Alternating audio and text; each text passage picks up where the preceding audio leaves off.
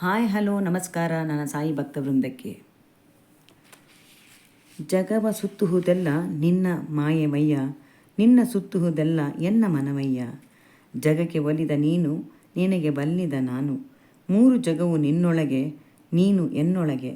ಕರಿಯು ಕನ್ನಡಿಯಲ್ಲಿ ಅಡಗಿಪ್ಪ ತೆರವಂತೆ, ಎನ್ನೊಳು ಅಡಗಿದೆಯೋ ಪುರಂದರ ವಿಠಲ ಎಂದು ಪುರಂದರದಾಸರು ಜಗದೀಶನ ಮಹಿಮೆಯನ್ನು ಕುರಿತು ಜಗಕ್ಕೆ ತಮ್ಮ ಹಾಡಿನ ಮೂಲಕ ಸಾರಿದ್ದಾರೆ. ದಾಸರು, ಸಂತರು, ಕೀರ್ತನಾಕಾರರು, ವಚನಕಾರರು, ಸಾಹಿತಿಗಳು ಭಾವನೆಯಲ್ಲಿ ಮೂಡಿದ ಅನುಭವಗಳನ್ನು ಕೃತಿಗಳ ಮೂಲಕ ರಚಿಸಿ ಜನರನ್ನು ಜಾಗೃತಗೊಳಿಸಲು ಪ್ರಯತ್ನಿಸಿದ್ದಾರೆ. ಮಾಯೆಯ ಮುಸುಕು ಸರಿಸಿ ಮುಕ್ತಿಯ ಹಾದಿಯಲ್ಲಿ ನಡೆಯಲು ಜ್ಞಾನದ ಬೆಳಕನ್ನು ಹೃದಯದಲ್ಲಿ ಹಚ್ಚಿದ್ದಾರೆ. ಈ ಜ್ಞಾನಜ್ಯೋತಿ ನಮ್ಮಲ್ಲಿ ಬೆಳಗಬೇಕಾದರೆ ನಿತ್ಯ ಜೀವನದಲ್ಲಿ ಅಳವಡಿಸಿಕೊಳ್ಳುವ ಪ್ರಯತ್ನ ನಮ್ಮದಾಗಬೇಕು. ಯುಗ ಯುಗಗಳಿಂದಲೂ ಮಹಾಪುರುಷರು ಪರಮಾತ್ಮನನ್ನು ಒಲಿಸಿಕೊಳ್ಳಲು ತಮ್ಮ ಕೃತಿಗಳ ಮೂಲಕ ದೇವರನ್ನು ಸ್ಮರಣೆ ಮಾಡುತ್ತಾ ಅವನ ಲೀಲೆಯನ್ನು ಕೊಂಡಾಡುತ್ತಾ ಭಗವಂತನ ಸನ್ನಿಧಿಯಲ್ಲಿ ತಮ್ಮನ್ನು ತಾವು ಅರ್ಪಿಸಿಕೊಂಡಿದ್ದಾರೆ. ಮನುಕುಲಕ್ಕೆ ಪ್ರಾಪಂಚಿಕ ಸುಖಕ್ಕಿಂತ ಪಾರಮಾರ್ಥಿಕ ಸುಖ ಮಿಗಿಲು ಎಂದು ತಿಳಿಸಿಕೊಟ್ಟಿದ್ದಾರೆ. ಪರಮಾತ್ಮನ ಧ್ಯಾನದಿಂದ ಮನಸ್ಸನ್ನು ನಿಗ್ರಹಿಸಿಕೊಂಡು ನಿರಾಳವಾದ ಬದುಕನ್ನು ಕಂಡುಕೊಳ್ಳುವ ವಿಧಾನ ಹೇಗೆಂದು ತೋರಿಸಿದ್ದಾರೆ. ಕಷ್ಟ ಮತ್ತು ಸುಖ ಎರಡೂ ಜೀವನದಲ್ಲಿ ಕತ್ತಲೆ ಬೆಳಕಿನ ಆಟದಂತೆ. ಮನುಷ್ಯನಾಗಿ ಹುಟ್ಟಿದವನು ತನ್ನ ಕರ್ಮವನ್ನು ತಾನು ಮಾಡಲೇಬೇಕು. ಕರ್ಮದಿಂದ ತಪ್ಪಿಸಿಕೊಳ್ಳಲು ಅವನೊಳಗೆ ನಾವು ಒಂದಾಗಬೇಕು. ಕಗ್ಗಂಟಿನ ಸಮಸ್ಯೆಯನ್ನು ಬಿಡಿಸಲು ಬಾಬಾ ಭಕ್ತರ ಸಹಾಯಕ್ಕೆ ಬರುತ್ತಾರೆ. ಇದಕ್ಕೊಂದು ನಿದರ್ಶನ ಇಲ್ಲಿದೆ. ಅನುಭವ ಸಣ್ಣದಿರಲಿ ದೊಡ್ಡದಿರಲಿ ಅದು ಮುಖ್ಯವಲ್ಲ. ಓದುಗರಿಗೆ ಓದಿದಾಗ ಭಕ್ತಿಭಾವ ಹುಟ್ಟುವಂತಿರಬೇಕು. ನಂಬಿದ ಭಕ್ತರಿಗೆ ಭಗವಂತ ಸಮಯದಲ್ಲಿ ಯಾವ ರೀತಿ ಸಹಾಯ ಮಾಡುತ್ತಾರೆ ಎಂದು ತಿಳಿಸುವಂತಿರಬೇಕು. ಕೇಳುವವರಿಗೆ ಇದೊಂದು ಉದಾಹರಣೆಯಾಗಿರಬಹುದು, ಆದರೆ ಅವನ ಲೀಲೆಗಳನ್ನು ಅರ್ಥ ಮಾಡಿಕೊಳ್ಳಲು ಅನುಕೂಲವಾಗುವಂತಿರಬೇಕು. ಇದರಿಂದ ಅಂಧಕಾರದಲ್ಲಿ ಮುಳುಗುತ್ತಿರುವವನಿಗೆ ಕಡ್ಡಿಯೊಂದು ಆಸರೆ ಸಿಕ್ಕಿ ದಡ ಮುಟ್ಟಲು ಸಾಧ್ಯವಾಗಬೇಕು. ನಂಬಿಕೆ ಇದ್ದವರಿಗೆ ಮಾತ್ರ ಇದು ಅನ್ವಯಿಸುವುದು. ನಂಬಿಕೆ ಇಲ್ಲದವರಿಗೆ ನಂಬಿಕೆ ಬರುವಂತೆ ಮಾಡುವುದು ನಮ್ಮ ಗುರಿಯಲ್ಲ. ಶ್ರೀ ಸಾಯಿ ಸಚ್ಚರಿತೆ ಓದುವವರಿಗೆ ಅದರ ಶಕ್ತಿ ಬೆಲೆ ಕಟ್ಟಲಾಗದ ವಜ್ರದಂತೆ ಎಂದು ಅರ್ಥವಾಗಿದೆ. ಅವರು ಸಮಾಧಿ ಹೊಂದಿದ ಮೇಲೂ ಹೇಗೆ ಕಾರ್ಯನಿರತರಾಗಿದ್ದಾರೆ, ಇದರಿಂದ ಜನರಿಗೆ ಯಾವ ರೀತಿ ಅನುಭವ ಆಗಿದೆ ಎಂದು ಅನುಭವ ಪಡೆದವರಿಂದ ಮಾಹಿತಿ ಸಂಗ್ರಹಿಸಿ ಜನರಿಗೆ ಗೊತ್ತುಪಡಿಸುವುದು ನನ್ನ ಕೆಲಸ. ನೀತಾ ಎನ್ನುವವರು ಬೆಂಗಳೂರಿನಲ್ಲಿ ರಿಸರ್ವ್ ಬ್ಯಾಂಕ್ನಲ್ಲಿ ಉದ್ಯೋಗದಲ್ಲಿದ್ದಾರೆ. ಒಮ್ಮೆ ಅವರಿಗೆ ಬ್ಯಾಂಕ್ನಲ್ಲಿ ಸಮಸ್ಯೆಯೊಂದಕ್ಕೆ ಸಿಕ್ಕಿ ನರಳುವಂತಾಗುತ್ತೆ. ಆಗ ದುಃಖ ಶಮನವಾಗುವಂತೆ ಮಾಡಿದ್ದು ಶ್ರೀ ಶಿರಡಿ ಸಾಯಿಬಾಬಾರವರು. ಕಹಿ ಅನುಭವವಾದರೂ ಸುಖಾಂತದಲ್ಲಿ ಕೊನೆಗೊಂಡಿತಂತೆ.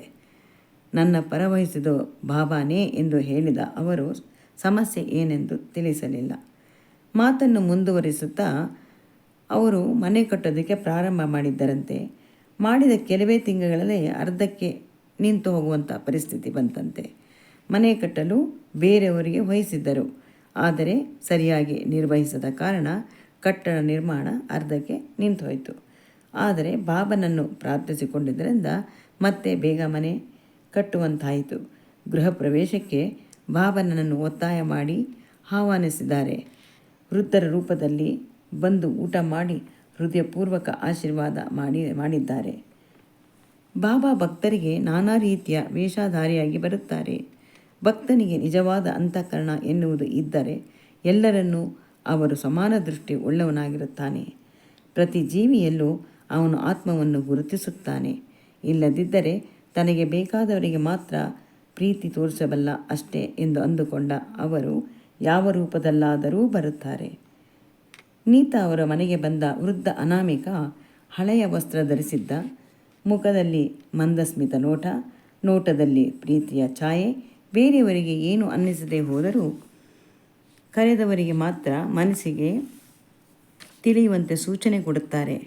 ಬಾಬಾ ಒಂದು ರೀತಿ ಮಾಯಾವಿ. ಊಟಕ್ಕೆ ಕುಳಿತಿದ್ದವರ ಜೊತೆಯಲ್ಲಿ ಅನಾಮಿಕ ವ್ಯಕ್ತಿಯು ಕುಳಿತಿದ್ದರು. ಎಲ್ಲರೂ ಫೋಟೋವನ್ನು ತೆಗೆದಿದ್ದಾರೆ. ಅಪರಿಚಿತ ವ್ಯಕ್ತಿ ಹೊರತುಪಡಿಸಿ ಮಿಕ್ಕ ಎಲ್ಲರೂ ಛಾಯಾಚಿತ್ರದಲ್ಲಿ ಕಾಣಿಸಿಕೊಂಡಿದ್ದಾರೆ. ಇದರಿಂದ ಅಪರಿಚಿತ ವ್ಯಕ್ತಿ ಬಾಬಾನೇ ಎಂದು ದೃಢ ನಿಶ್ಚಯದಿಂದ ಹೇಳುತ್ತಾರೆ.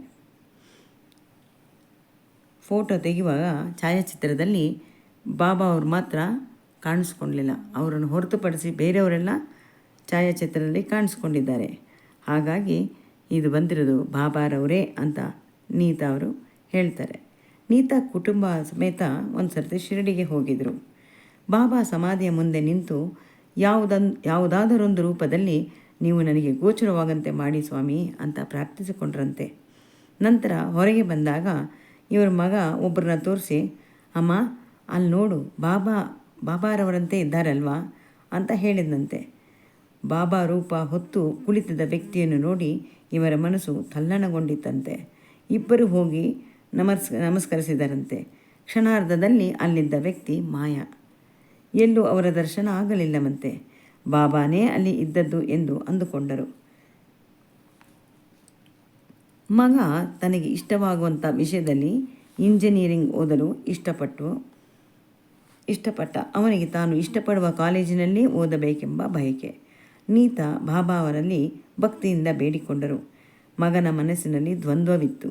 ತಾನು ಮೆಕ್ಯಾನಿಕಲ್ ಆರಿಸಿಕೊಳ್ಳಲೋ ಅಥವಾ ಎಲೆಕ್ಟ್ರಾನಿಕ್ಸ್ ಆರಿಸಿಕೊಳ್ಳಲೋ ಎಂದು ಬಾಬಾನಲ್ಲೇ ಕೇಳಿದರಾಯಿತೆಂದು ಚೀಟಿ ಬರೆದು ಕೇಳಿದರಂತೆ. ಎಲೆಕ್ಟ್ರಾನಿಕ್ಸ್ ಆಯ್ಕೆ ಮಾಡಿಕೋ ಎಂದು ಬರೆದಿದ್ದ ಚೀಟಿ ಅವರಿಗೆ ಸಿಕ್ಕಿದೆ. ಆದರೆ ಸ್ಥಳಾವಕಾಶ ಸಿಕ್ಕದ ಕಾರಣ ಮೆಕ್ಯಾನಿಕಲ್ಗೆ ಹೋಗುವಂಥ ಪರಿಸ್ಥಿತಿ. ಬಾಬಾ ಎಂದೂ ಮಾತು ತಪ್ಪಿದವರಲ್ಲ. ಒಮ್ಮೆ ಒಬ್ಬರಿಗೆ ಭಾಷೆ ಕೊಟ್ಟರೆ ಮುಗಿಯಿತು. ಆದರೆ ಖಂಡಿತ ನೆರವೇರುತ್ತದೆ. ಮೊದಲು ಮೆಕ್ಯಾನಿಕಲ್ ವಿಷಯ ಸಿಕ್ಕಿದರೂ ನಂತರ ಎಲೆಕ್ಟ್ರಾನಿಕ್ಸ್ ವಿಷಯವನ್ನು ಆರಿಸಿಕೊಳ್ಳುವಂಥ ಬದಲಾವಣೆ ದೊರೆಯಿತು. ನೀತಾ ಅವರು ಗುರುಪೌರ್ಣಿಮೆಯಂದು ಗುರುವಿನ ಹೆಸರಿನಲ್ಲಿ ವಿಶೇಷವಾದ ಪೂಜೆ ಆಚರಿಸುವುದು ಕೆಲವರು ಇಟ್ಟುಕೊಂಡಿರುವ